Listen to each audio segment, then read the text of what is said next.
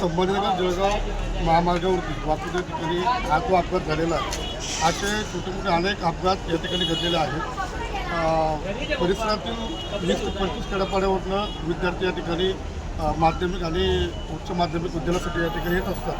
अशा अनेक प्रकारचे अपघात या ठिकाणी घडतात आणि कुठलाही प्रशासनाचा कर्मचारी किंवा या ठिकाणी उपलब्ध नसतो। तर प्रशासनाला एक विनंती आहे की आपण जर या ठिकाणी गतिरोधक बसवले तर किमान होणारे जे अपघात आहेत, जे जीवितहानी आहे, ही 100% या ठिकाणी थांबणार आहे।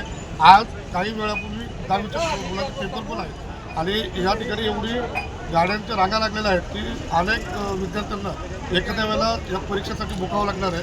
उलटची माझी प्रशासन हीच विनंती आहे की आपण लवकरात लवकर या ठिकाणी ब्रेकर बसवून ह्या होणाऱ्या अपघातापासून नागरिकांना विद्यार्थ्यांना सुटका द्यायची।